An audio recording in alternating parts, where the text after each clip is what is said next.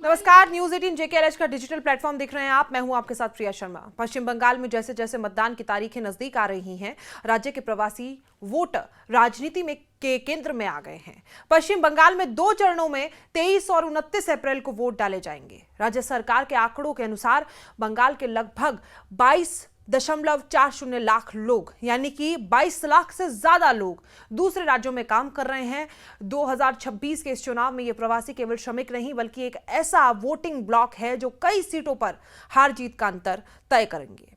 2011 की जनगणना के आंकड़ों को देखें तो भारत के कुल 5 करोड़ से ज्यादा का अंतरराज्यीय प्रवासियों में बंगाल की हिस्सेदारी 2.63% थी। हालांकि उत्तर प्रदेश की अगर बात करें तो 1 करोड़ से ज्यादा और बिहार की 74 लाख के मुकाबले बंगाल पलायन के मामले में 7वें स्थान पर था। लेकिन हाल ही के वर्षों में यह संख्या तेजी से बढ़ी है। बंगाल के प्रवासी सबसे ज्यादा झारखंड 4 लाख से ज्यादा, महाराष्ट्र में 3 लाख से ज्यादा, उत्तर प्रदेश में 2 लाख से 2.5 लाख के करीब और दिल्ली में लगभग 2 लाख के करीब लोग बसे हैं। एक हालिया अध्ययन के अनुसार 62.87% लोग बेहतर रोजगार की तलाश में राज्य छोड़ते हैं। पश्चिम बंगाल चुनाव 2026 में चुनाव आयोग द्वारा किए गए स्पेशल इंटेंसिव रिवीजन ने प्रवासियों के बीच हलचल पैदा कर दी है। इस प्रक्रिया के दौरान लगभग 58 लाख नामों को हटाया गया है और जिनमें से कई प्रवासी या लापता श्रेणी में थे। वर्तमान में करीब 13 लाख से ज्यादा नाम न्यायिक जांच के दायरे में है। विपक्षी दलों का आरोप है कि प्रवासियों को घुसपैठिया बताकर उनके वोटिंग अधिकार छीने जा रहे हैं। तृणमूल कांग्रेस ममता बनर्जी ने श्रमश्री योजना के तहत हर महीने 5,000 रुपए देने की शुरुआत कर दी है। टीएमसी का आरोप है कि बीजेपी शासित राज्यों में बंगाली मजदूरों को संदिग्ध मानकर प्रताड़ित किया जा रहा है। भारतीय जनता पार्टी बीजेपी प्रवासियों के आड़ में हो रही अवैध घुसपैठ और मुद्दा बना रही है इसको, लेकिन पीएम मोदी ने मालदा और मुर्शिदाबाद में पलायन के लिए टीएमसी के सिंडिकेट राज को जिम्मेदार ठहराया है। कांग्रेस और वामदल की अगर बात करें तो कांग्रेस प्रवासी मजदूरों के लिए कानूनी सुरक्षा और उनके बच्चों की शिक्षा जो कि पलायन में 60% प्रभावित होती है उनको मुद्दा बना रही है।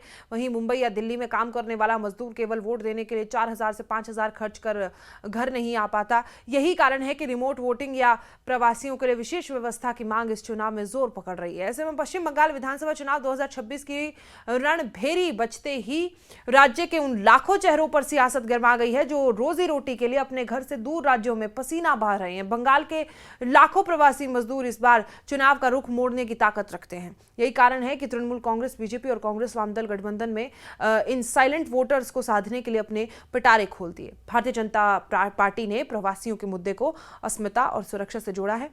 पार्टी का मुख्य फोकस उन मजदूरों पर है जो दिल्ली, महाराष्ट्र, दक्षिण भारत में काम कर रहे हैं। बीजेपी ने दिल्ली और मुंबई जैसे शहरों के 40,000 से ज्यादा दुर्गा पूजा पंडालों के जरिए प्रवासियों से संपर्क साधने का मिशन मोड प्लान बनाया। सुवेंदु अधिकारी का वादा है कि बीजेपी की सरकार बनने पर सिंडिकेट राज खत्म होगा, जिससे मजदूरों को बंगाल के बाहर नहीं जाना पड़ेगा। बीजेपी ने वादा किया कि दूसरे राज्यों में बंगाली मजदूरों के साथ होने वाले भेदभाव को रोकने के लिए एक सेंट्रल हेल्पलाइन और कानूनी सेल बनाया जाएगा। बीजेपी भारतीय बंगाली प्रवासी और अवैध घुसपैठियों के बीच अंतर स्पष्ट कर प्रवासियों को नागरिकता और पहचान का भरोसा दे रही है।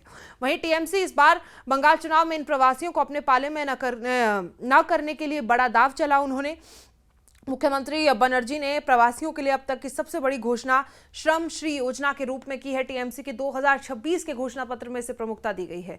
अन्य राज्यों से लौटने वाले प्रवासी मजदूरों को 5,000 प्रति माह की आर्थिक मदद दी जाएगी। ये सहायता तब तक मिलेगी जब तक उन्हें रोजगार नहीं मिल जाता। ये राशि अधिकतम 5 साल तक के लिए है।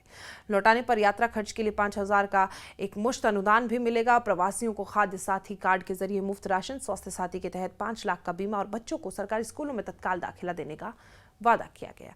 कांग्रेस ने भी काम के दिनों को 100 से बढ़ाकर 150 करने, न्यूनतम दिहाड़ी 400 रुपए करने का प्रस्ताव रखा ताकि पलायन रुक सके।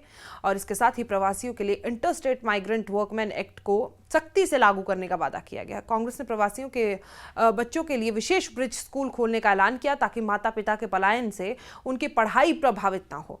मालदा, मुर्शिदाबाद और भूम जैसे जिलों में जहां लगभग हर घर से एक सदस्य बाहर काम करता है, वहां श्रमश्री बनाम रोजगार की गारंटी मुख्य मुद्दा है। टीएमसी की सीधी नकदी योजना महिलाओं और गरीब परिवारों को आकर्षित कर रही है, जबकि बीजेपी का परिवर्तन का नारा उन युवाओं को लुभा रहा है जो बंगाल में ही सम्मानजनक नौकरी चाहते हैं। आपकी क्या राय है? बंगाल में इस बार किसकी सरकार बनने वाली है? कमेंट बॉक्स में जरूर बताएं। फिलहाल के लिए मुझे दीजिए इजाजत। नमस्कार।